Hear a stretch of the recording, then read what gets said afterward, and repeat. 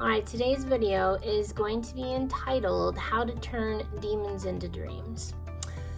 So yesterday, and again I'm going to be looking down and up because I always kind of write things down so that I don't miss anything. Yesterday, Thursday morning, by the time you see this on Saturday, or whenever you do see it, I recorded a video in which people reached out in concern. So today I wanted to create a follow-up video to address these concerns. You know, many times when it comes to teaching about how to get through difficult times, I am teaching when I'm on the other side of the difficulty. But I have experienced time and time again getting the lesson from the universe while I'm on the higher level of consciousness, and then the universe pushes me into the elevator of consciousness, presses the button, and sends me back down into the basement.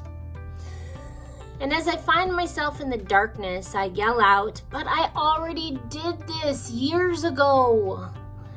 And the universe laughs at me through a metaphorical intercom and says, "Consider it professional development. Gotta keep your skills up, kid." Now, when I first started finding myself in the basement of consciousness, it took years or months to find the elevator to be able to push the button and get back up on a higher floor. But then it moved to weeks, and now it only takes me a few hours to find the elevator and rise my consciousness back up. Now, when it comes to demons dancing in my head, I do believe there are entities that maybe we can't see that like to grow my fears, because perhaps they don't have physical food. Maybe their food is emotional food. But they can only mess with me when I am angry, when I am sad, when I am depressed. And I hope you can see and understand how those feelings can happen because I'm on hospice and my family's dealing with a lot. Yet it is these demons that can also lead me to dreams, but only if I ask them, "What are you here to teach me?" Anger teaches me that some of my boundaries have been broken so that I can ask, what boundary was broken? What do I need to let go of or put back in place? Fear teaches me that I create a lot of my own fear, that it only most of the time lives in the future or is brought up from the past. So I can ask it, or not necessarily ask it, but it can teach me how to see that I am safe in the moment that I'm in, rather than focusing on the future or bringing up the past.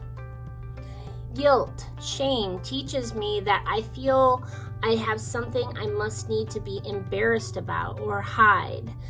So I ask, what do I feel I need to hide right now? How can I bring it out into the light? Getting the answers to these questions is not easy when you are being surrounded by and deeply affected emotionally by fear, guilt, shame. Yet, it is absolutely necessary to face them to get the answers, or they just keep showing up, knocking upon your door, and a lot of times they are louder and uglier than they were before. Once I get the answers, then I can transform them. I used to sit in the storm for a long time and let it drown me. As I said, now I'm able to get out of it quickly within just a few hours. But I do have to sit and learn the lesson. If I keep chasing the demons away without asking them what the lessons are, they won't be able to be transformed from foes into friends, from demons into dreams. So I listen to them and I ask them what they're here to teach me. And I see them now more as like birthing pains, right? or the storm before the rainbow. Yesterday, Thursday, I simply shared what it was like while I was in the middle of the storm, so others would know that I'm not happy all the time, just as they are not, and hopefully also to give them the gift of a game plan. What do you do when you're actually down there and in there? Not just how to get out, but how to actually transform, like I said, those foes into friends, those demons into dreams. And it doesn't happen in that moment. What happens in that moment, if you're brave enough, is to actually face it and ask them the questions and get the answers. Once you get the answers and you start making the game plan, that's when the transitions start happening. So, what you can do in the middle of the storm is just remember that emotions are energy in motion. So, put that anger, that guilt, that shame behind you and use them to create the plan of transformation that will be the wind in your metaphorical sail to help you create the motion you need to move forward. And if you do that, even though it is rough to go through that, eventually it will lead to smooth sailing on a stable boat. And if you don't know how to do this on your own, you can read self-help books or you can find someone who can help you. There are a lot of video clips and a song that I listen to that have really taught this to me over the years. So I'll list them really quickly, and then if you're on Facebook, I'll put the links underneath. If you're on TikTok or YouTube, I will put the links in there as well. So the first one is 1938, Fat Walter's I Love to Whistle. Especially when he uses the line, I think it goes something like, I learned, early to bed, early to rise, makes a man healthy, wealthy, and wise.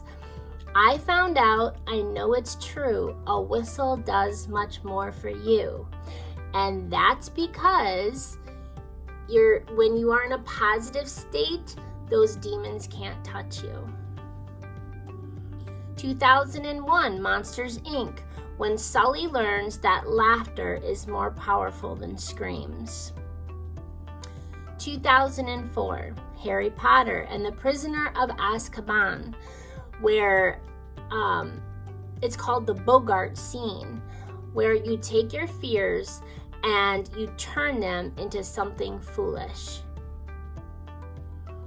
2012, The Rise of the Guardians, the Sandman versus Pitch. This is where we learn that you can turn darkness into light.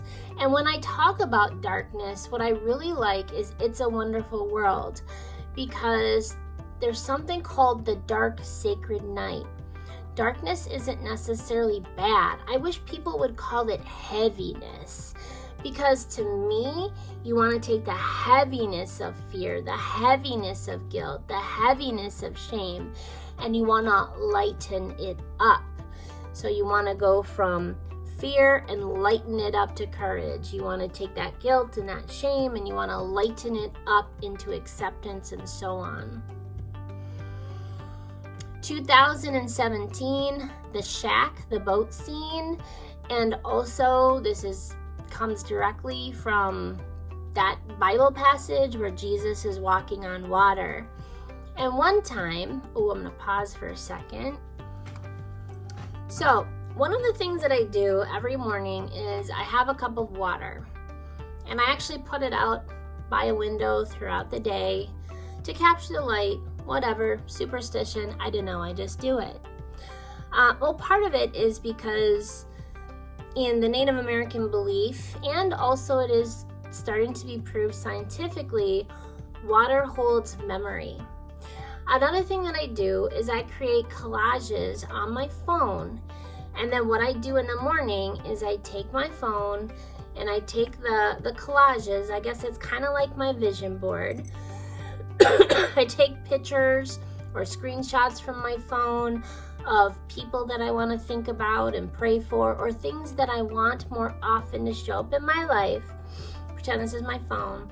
Then I take that image and I put it upside down on the water and I pray over it, and then I drink it, because if water is memory, and even if it's not, it really creates the neurons in my brain to solidify a positive neural pathway.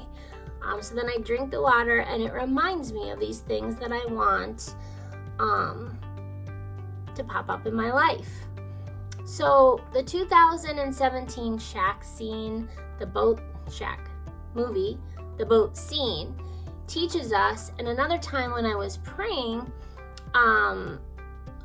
whatever you want to call it, the universe taught me that water, Jesus walking on water, is emotions.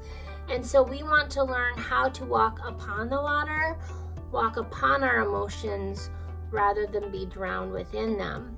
And those memories and those people in my life that I love, and those positive things help keep me on top of the water rather than drowning within it. So may you whistle your worries away. May you learn to laugh in the face of adversity, turn fear into folly, darkness into light, and learn to walk upon your emotional waters, or learn how to surf. Because now more than ever, the world needs more whistling, it needs more laughing, it needs more folly, it needs to feel a little bit more light, and it needs way more people who know how to do that than those who provoke the fear, guilt, and shame. So I hope you're able to find a little bit of music and laughter in your day and share that with everyone so it can ripple out into the world.